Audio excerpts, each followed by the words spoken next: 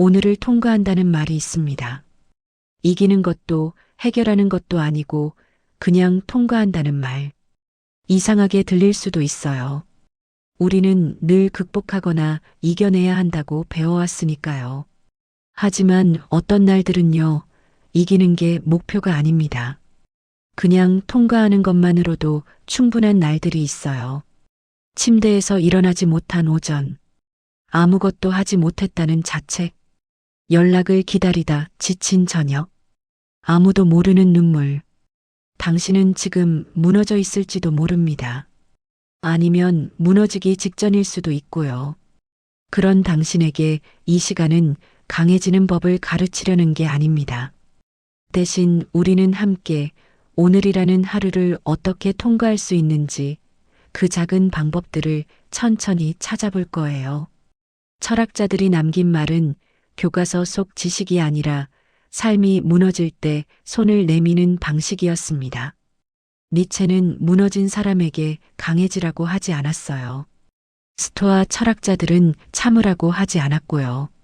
쇼펜하우어는 고통을 부정하지 않았고 키에르케고르는 불안을 없애라고 하지 않았습니다. 그들은 각자의 방식으로 무너진 마음이 다시 숨 쉴 수 있는 틈을 만들어줬어요. 오늘 밤 우리는 그 틈을 함께 찾아볼 겁니다. 당신이 지금 어떤 상태든 듣는 것만으로도 괜찮습니다. 눈을 감고 있어도 좋고요. 오늘을 통과하는 일, 그건 당신이 지금 이 순간을 견디고 있다는 뜻이니까요. 무너진다는 건 한순간에 오지 않습니다. 어떤 사람은 관계가 끝나면서 무너지고 어떤 사람은 일을 잃으면서 무너져요. 또 어떤 사람은 아무 이유 없이 그냥 무너집니다. 아침에 눈을 떴는데 마음이 무겁게 가라앉아 있는 날. 아무것도 잘못한 게 없는데 모든 게 잘못된 것처럼 느껴지는 날. 당신도 그런 날을 알고 있을 거예요. 무너짐에는 여러 형태가 있습니다. 첫 번째는 침대에 누웠는데 생각이 멈추지 않는 밤입니다. 불을 끄고 눈을 감았는데 오늘 했던 말, 하지 못한 말, 내일 해야 할 일, 이미 끝난 일들이 머릿속에서 돌고 돕니다. 그때 왜 그렇게 말했을까? 내가 뭘 잘못한 걸까? 내일은 괜찮을까? 생각은 생각을 낳고 불안은 불안을 키워요. 당신은 자고 싶은데 마음은 깨어서 당신을 괴롭힙니다. 침대에 누워있는 시간이 길어질수록 마음은 더 복잡해지고 어둠은 더 깊어집니다. 천장을 바라보는데 거기엔 아무것도 없어요. 하지만 당신의 머릿속엔 모든 게 있습니다. 했어야 할 말들, 하지 말았어야 할 행동들, 다가올 내일들, 돌아오지 않을 어제들. 밤은 모든 걸 크게 만들어요. 낮에는 괜찮았던 일도 밤이 되면 견딜 수 없이 무거워집니다. 작은 실수도 큰 잘못처럼 느껴지고 사소한 말도 상처로 박혀요. 당신은 알고 있어요. 이렇게 생각해봤자 아무것도 해결되지 않는다는 걸. 오히려 더 힘들어질 뿐이라는 걸. 하지만 멈출 수가 없습니다. 생각은 당신의 의지와 상관없이 계속 흘러가요. 시계를 보면 새벽 2시, 다시 보면 3시, 또 보면 4시입니다. 내일은 일찍 일어나야 하는데, 지금 자지 않으면 내일이 더 힘들 텐데, 그런 걱정이 또 다른 불안을 만들어내요. 이게 첫 번째 무너짐의 형태입니다. 밤이 되면 찾아오는 멈추지 않는 생각들. 두 번째는 아무도 알아주지 않는 날입니다. 당신은 열심히 살았어요. 최선을 다했고 버텼고 견뎠습니다. 하지만 아무도 그걸 알아주지 않아요. 아니, 알아줘도 당연하다는 듯 지나가 버립니다. 넌 원래 잘하잖아. 그 정도는 당연한 거 아니야? 당신의 노력은 공기처럼 투명해지고 당신의 고통은 보이지 않는 것이 됩니다. 그럴 때 우리는 생각해요. 내가 뭐 하는 걸까? 당신은 오늘도 최선을 다했어요.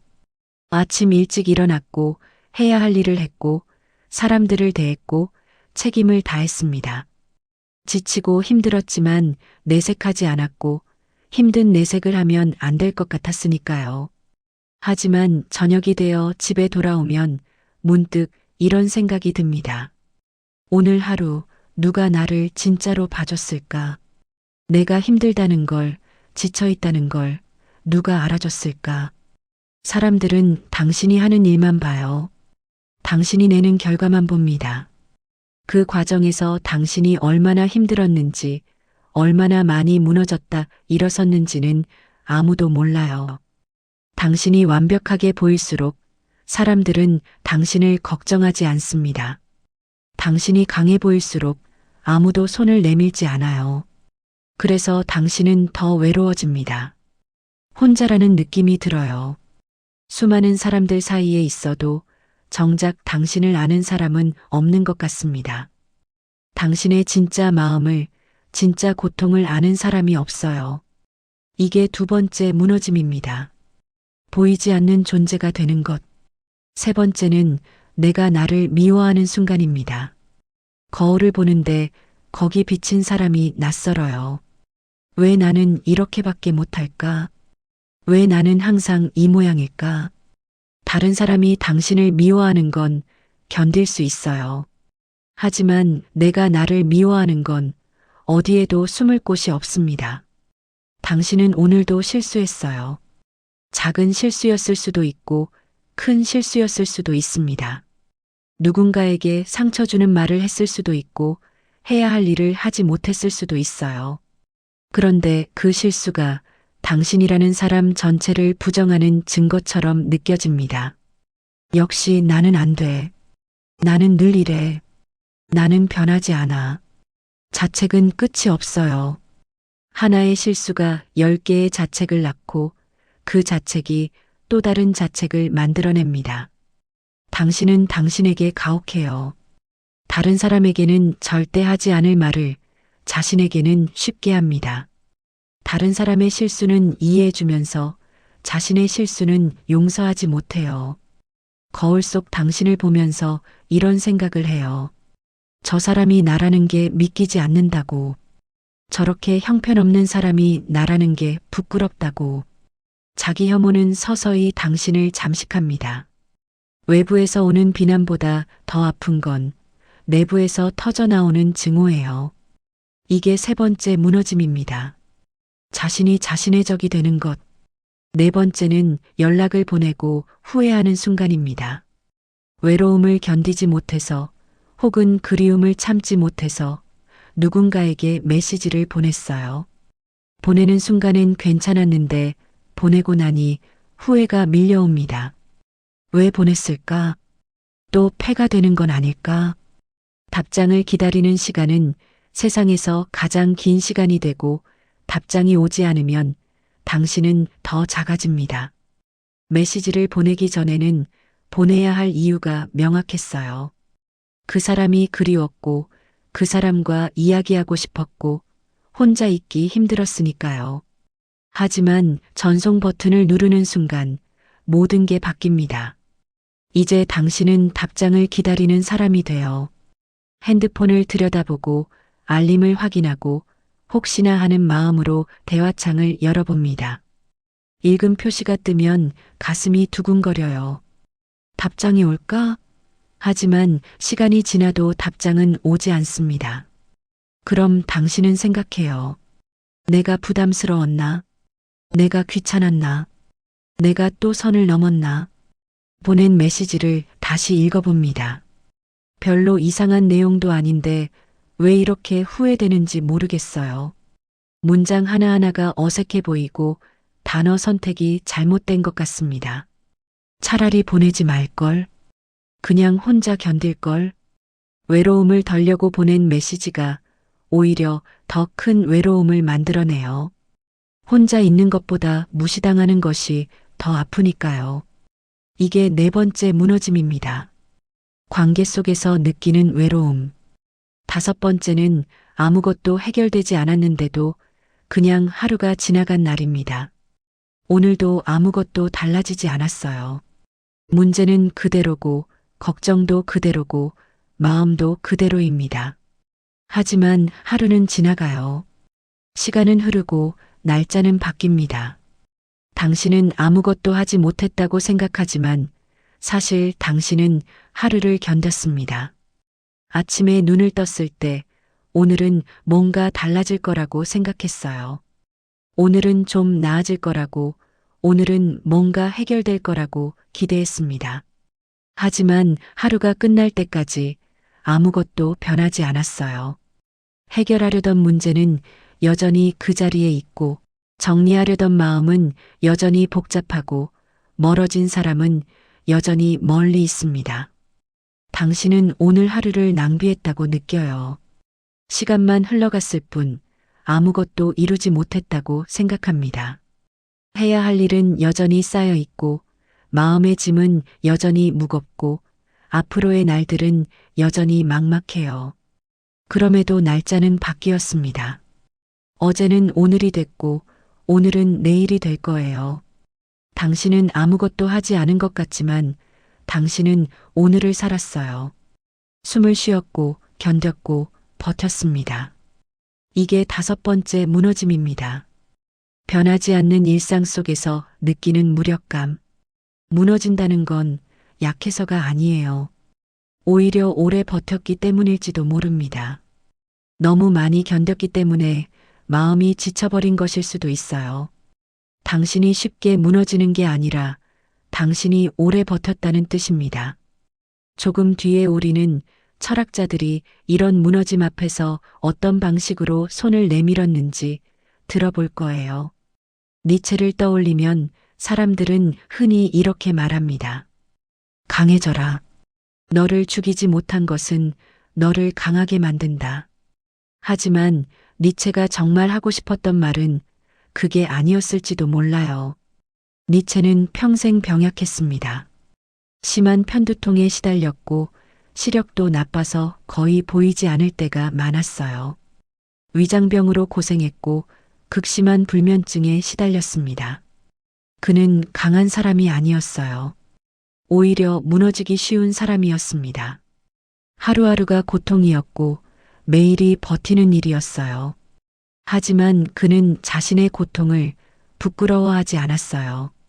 니체가 본 건 이거였습니다. 고통을 견뎌낸 사람은 그 자체로 이미 다른 사람이다. 강해지는 게 아니라 견뎌낸 그 시간이 당신을 만든다는 것. 당신이 지금 무너져 있다면 니체는 이렇게 물을 거예요. 그래서 당신은 지금까지 어떻게 여기까지 왔나요? 무너졌다는 건 여기까지 왔다는 뜻입니다. 포기하지 않았다는 뜻이고 아직 숨쉬고 있다는 뜻이에요. 니체는 영원회귀라는 개념을 말했어요. 만약 당신의 인생이 똑같이 반복된다면 당신은 그 삶을 다시 살 수 있겠느냐는 질문. 무서운 질문이죠. 지금 이 고통을, 이 무너짐을 영원히 반복한다면? 하지만 니체의 진짜 질문은 이게 아니에요. 그럼에도 당신은 이 순간을 긍정할 수 있습니까? 고통을 없애는 게 아니라 고통을 포함한 삶 전체를 긍정할 수 있느냐는 것. 당신은 지금 무너져 있어도 여기까지 왔습니다. 오늘 아침에 눈을 떴고 이 시간을 듣고 있고 숨을 쉬고 있어요. 그게 충분하지 않냐고 니체는 조용히 말할 거예요. 당신이 견뎌낸 모든 순간이 지금의 당신을 만들었습니다. 강해지려고 애쓰지 마세요. 대신 견뎌낸 당신을 보세요. 아직 여기 있는 당신을. 니체가 말한 초인은 슈퍼맨 같은 존재가 아니에요. 자신의 삶을 고통까지 포함해서 긍정할 수 있는 사람입니다. 당신은 지금 이 순간을 다시 살아도 괜찮다고 말할 수 있나요? 아직은 아닐 수도 있어요. 하지만 언젠가 이 고통조차 당신의 일부였다고, 이 무너짐조차 당신을 만든 조각이었다고 그렇게 말할 수 있는 날이 올 거예요. 그게 니체가 무너진 사람에게 내미는 손입니다. 강해지라는 명령이 아니라 견뎌낸 당신을 보라는 눈빛. 로마의 황제 마르쿠스 아우렐리우스는 세상에서 가장 강력한 사람이었어요. 하지만 그는 자신의 일기에 이렇게 썼습니다. 나는 오늘도 통제할 수 없는 것들로 괴로워했다.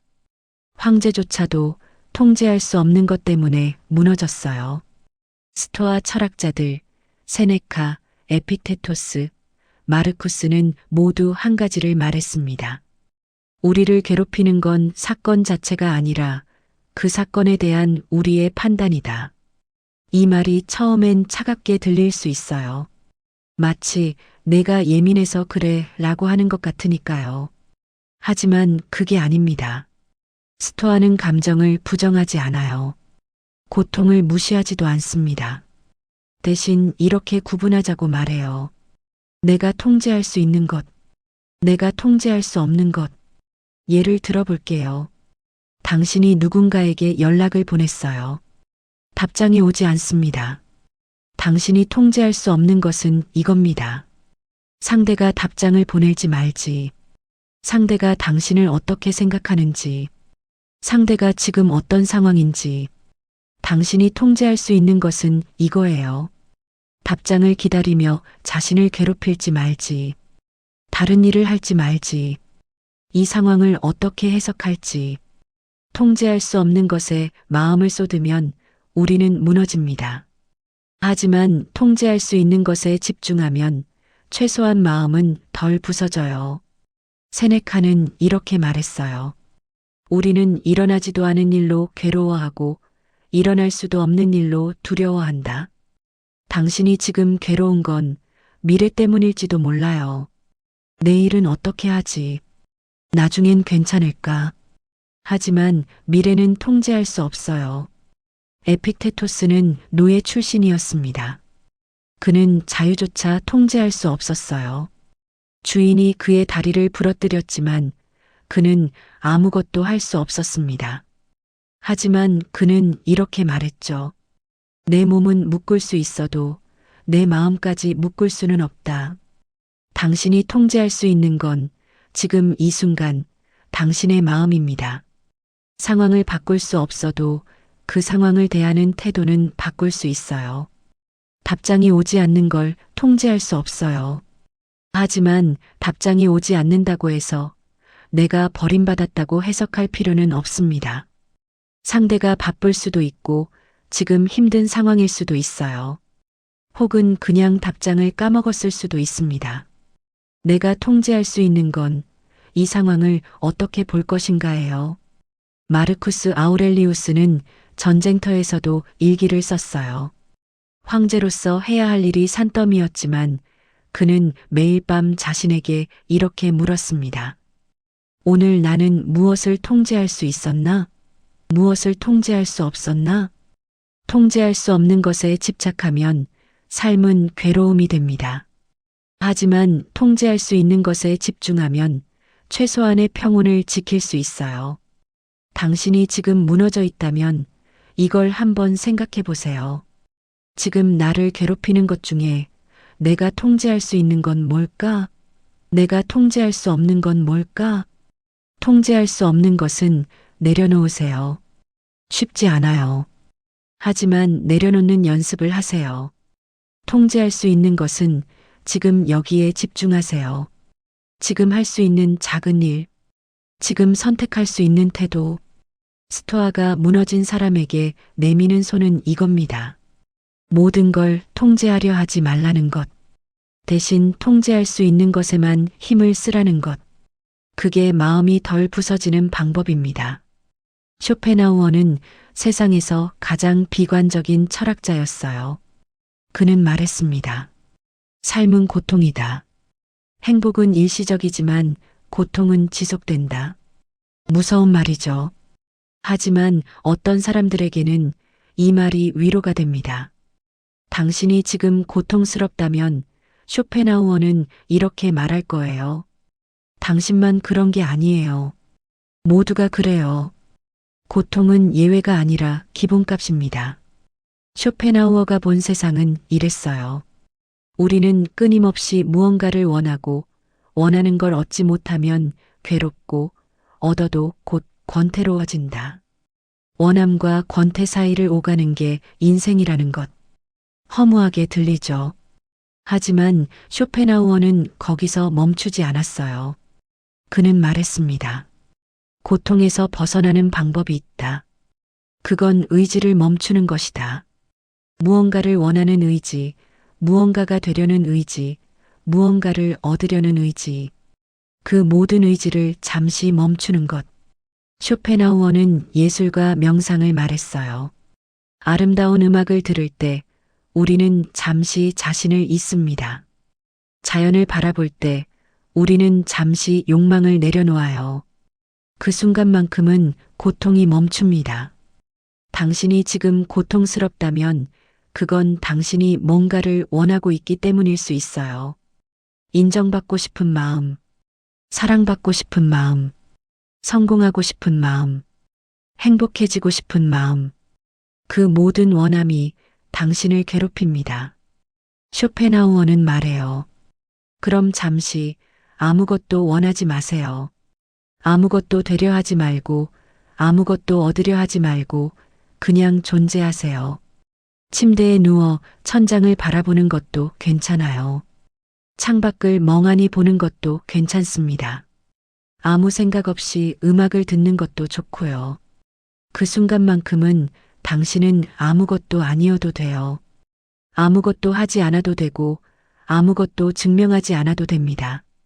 쇼펜하우어의 철학은 슬퍼요. 하지만 동시에 자유롭습니다. 당신은 행복해질 필요가 없어요. 성공할 필요도 없고 특별해질 필요도 없습니다. 그냥 존재하는 것만으로 충분해요. 고통이 계속될 때 마음이 가는 곳은 이겁니다. 아무것도 원하지 않는 것, 잠시라도 의지를 내려놓는 것. 쇼펜하우어가 무너진 사람에게 내미는 손은 이겁니다. 고통은 당연한 거라고, 당신만 힘든 게 아니라고, 그러니 잠시 모든 걸 내려놓으라고, 원하는 걸 포기하라는 게 아니에요. 잠시 쉬어가라는 거예요. 잠시 아무것도 되려 하지 말라는 겁니다. 키에르케고르는 불안의 철학자였어요. 그는 평생 불안했습니다. 결혼을 앞두고 파혼했고 사랑하는 사람을 떠나보냈고 평생 외로웠어요. 하지만 그는 불안을 없애려 하지 않았습니다. 키에르케고르는 말했어요. 불안은 자유의 증거다. 이상한 말이죠.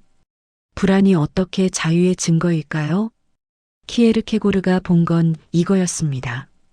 우리가 불안한 건 우리에게 선택이 있기 때문이다.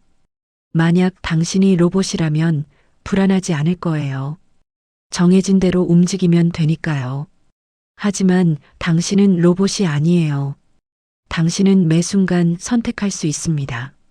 무엇을 할지, 어디로 갈지, 어떻게 살지. 그 모든 가능성이 당신을 불안하게 만들어요. 불안은 나쁜 게 아니에요. 불안은 당신이 살아있다는 증거입니다. 당신이 아직 선택할 수 있다는 증거예요. 키에르케고르는 또 말했습니다. 절망은 죽음에 이르는 병이다. 절망은 자신이 되고 싶지 않은 것, 혹은 자신이 될 수 없는 무언가가 되려는 것에서 옵니다. 당신이 지금 절망한다면 이유가 둘 중 하나일 거예요. 첫째, 지금의 나를 싫어하는 것. 나는 이렇게 되고 싶지 않았는데 이런 사람이 되어버렸다는 절망. 둘째, 될 수 없는 무언가가 되려는 것. 나는 다른 사람처럼 될 수 없는데 그렇게 되려고 애쓰는 절망. 키에르케고르는 말해요. 진정한 자아는 나 자신이 되는 것이다. 지금의 나를 있는 그대로 받아들이고 내가 될 수 있는 나로 나아가는 것. 당신은 다른 사람이 될 수 없어요. 당신은 당신밖에 될 수 없습니다. 그게 한계가 아니라 그게 자유예요.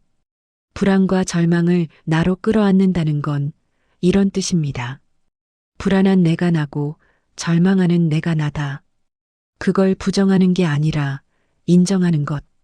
당신은 지금 불안해요. 괜찮아요. 불안은 당신이 살아있다는 증거니까요. 당신은 지금 절망해요. 괜찮아요. 절망은 당신이 무언가를 원했다는 증거니까요. 키에르케고르가 무너진 사람에게 내미는 손은 이겁니다.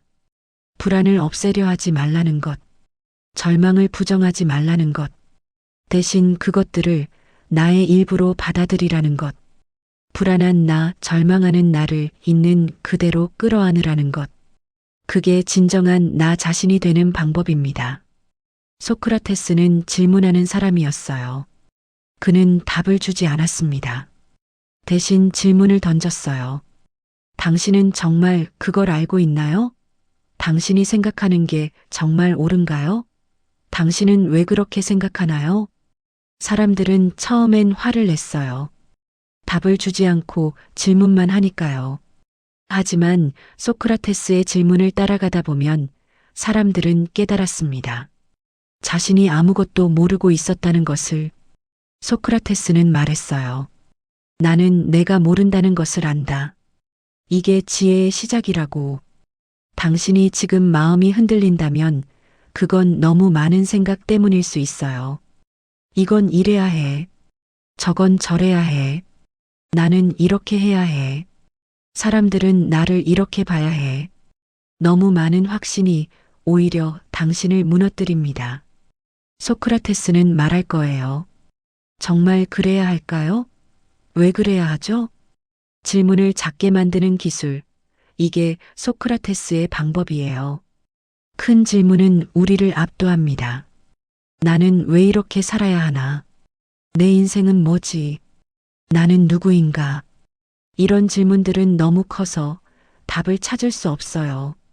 하지만 작은 질문은 다릅니다. 지금 나는 뭐가 힘든가? 지금 이 순간 나는 뭘 원하나? 지금 내가 할 수 있는 건 뭘까?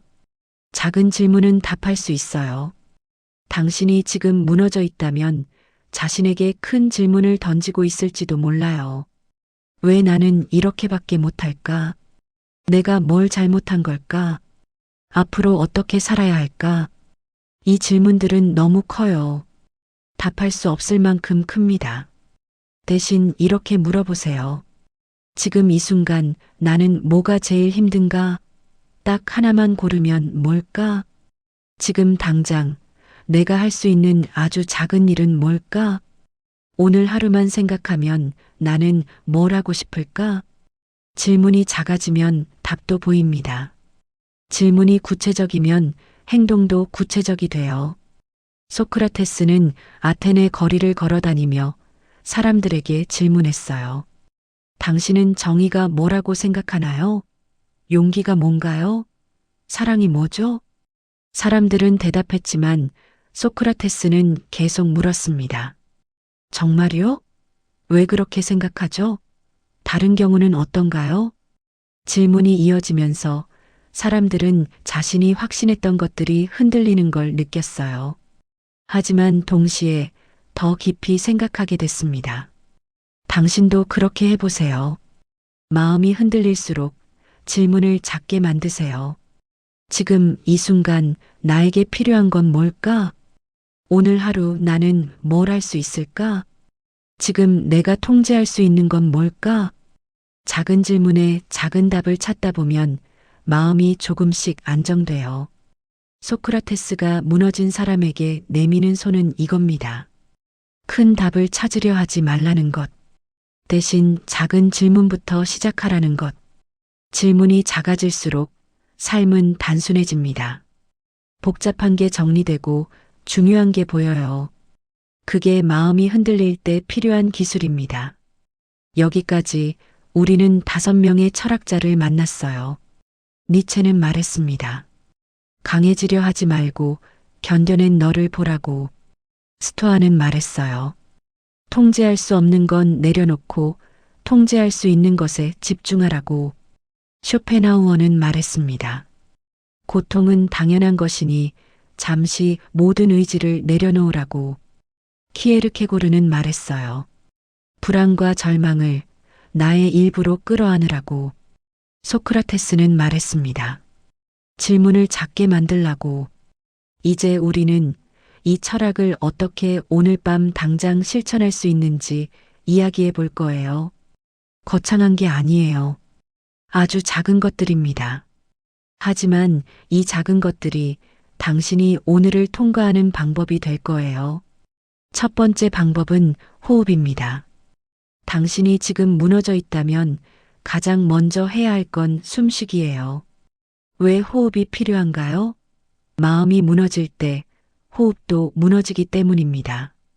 숨이 얕아지고 가빠지고 불규칙해져요. 그럼 몸도 긴장하고 마음은 더 불안해집니다. 어떻게 할까요? 지금 당장 눈을 감고 천천히 숨을 들이쉬세요. 코로 들이쉬고 입으로 내쉽니다.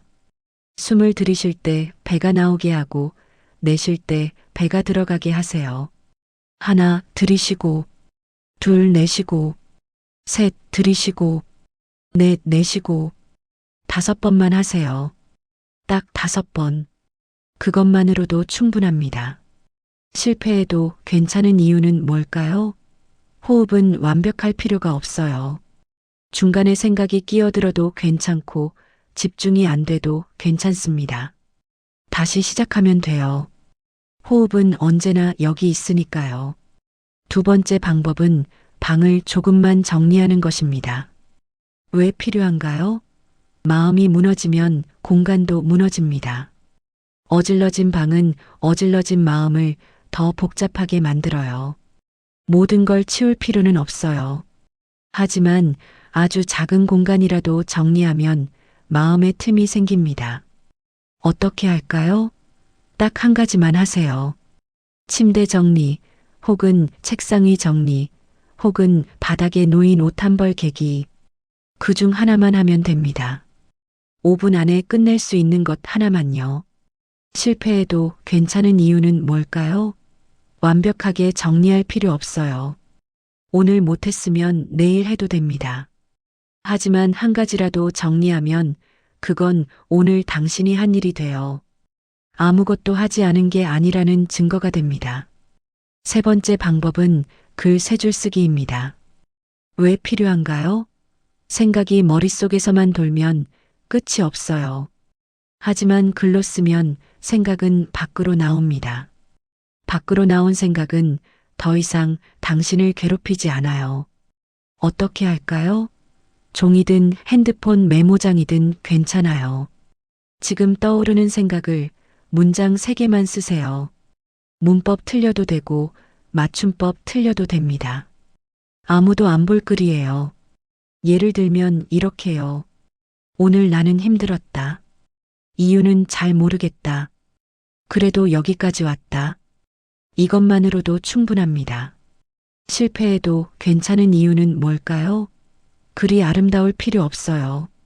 심오할 필요도 없습니다. 그냥 당신의 마음을 있는 그대로 쓰면 돼요. 3줄이 부담스러우면 한 줄만 써도 괜찮습니다. 네 번째 방법은 통제 리스트 만들기입니다. 왜 필요한가요? 우리가 무너지는 건 통제할 수 없는 것에 집중하기 때문이에요. 스토아 철학자들이 말했듯 통제할 수 있는 것과 없는 것을 구분하면 마음이 덜 부서집니다. 어떻게 할까요? 종이를 반으로 나누세요.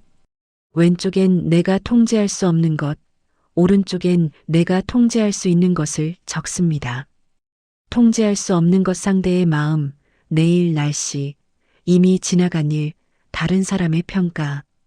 통제할 수 있는 것, 오늘 내가 할 일, 지금 내 태도, 오늘 밤 몇 시에 잘지, 내일 아침 뭘 먹을지. 왼쪽 리스트는 내려놓으세요. 오른쪽 리스트 중 하나만 실천하세요. 실패해도 괜찮은 이유는 뭘까요?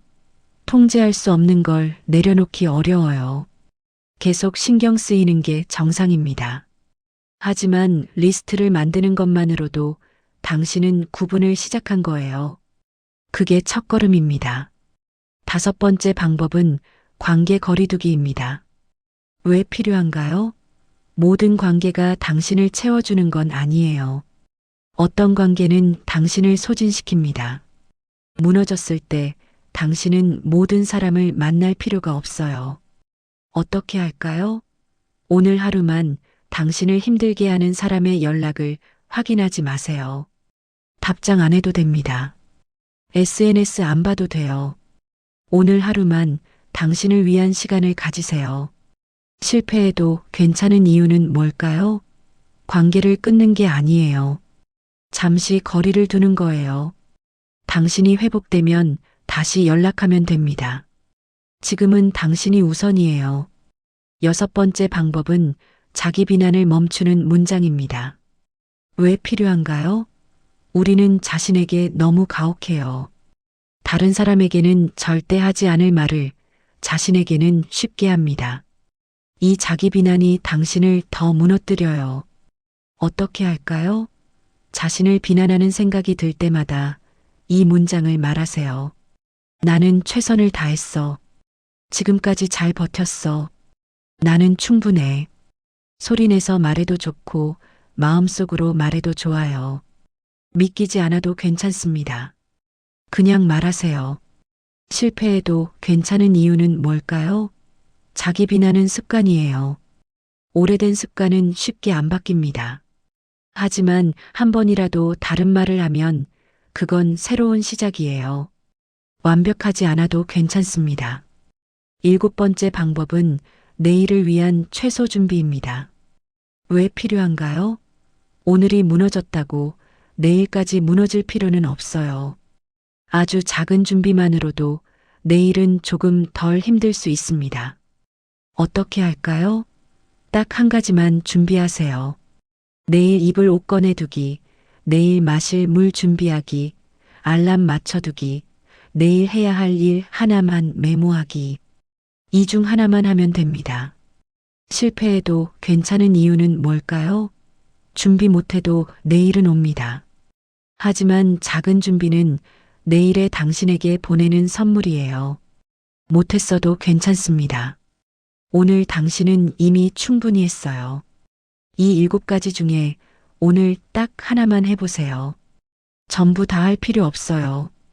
하나만 해도 충분합니다. 하나도 못해도 괜찮아요. 듣기만 해도 그것만으로도 당신은 오늘을 통과하고 있는 거니까요. 오늘을 통과한다는 건 거창한 게 아니에요.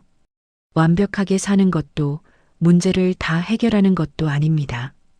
그냥 오늘이라는 하루를 어떻게든 끝까지 견뎌내는 것. 당신은 지금까지 그렇게 해왔어요. 무너졌어도 다시 일어섰고 또 무너졌어도 또 일어섰습니다. 완벽하지 않았어도 당신은 여기까지 왔어요. 니체가 말했듯 당신이 견뎌낸 시간이 당신을 만들었습니다. 스토아가 말했듯 당신은 통제할 수 있는 것에 집중했어요. 쇼펜하우어가 말했듯 당신은 고통 속에서도 숨을 쉬었습니다. 키에르케고르가 말했듯 당신은 불안과 절망을 안고도 살아왔어요. 소크라테스가 말했듯 당신은 작은 질문들에 답하며 하루하루를 통과했습니다. 당신은 혼자가 아니에요. 수천 년 전 철학자들도 당신처럼 무너졌습니다. 그들도 고통스러웠고 외로웠고 절망했어요. 하지만 그들은 발견했어요. 무너지는 것이 끝이 아니라는 것을, 무너진 자리에서 다시 일어설 수 있다는 것을. 당신도 그렇게 해왔어요. 그리고 앞으로도 그렇게 할 거예요. 오늘 밤 당신이 잠들기 전에 자신에게 이렇게 말해보세요. 오늘 하루 나는 통과했어. 완벽하지 않았어도 나는 여기까지 왔어. 그것만으로도 충분해. 내일은 어떨지 몰라요. 내일도 힘들 수 있고 내일도 무너질 수 있습니다. 하지만 그건 내일 생각할 일이에요. 지금은 오늘을 통과한 당신을 보세요. 아직 여기 숨쉬고 있는 당신을, 포기하지 않은 당신을. 강하지 않아도 괜찮아요. 완벽하지 않아도 괜찮습니다. 무너져도 괜찮아요. 당신은 오늘을 통과했으니까요. 그리고 그것만으로도 당신은 충분합니다.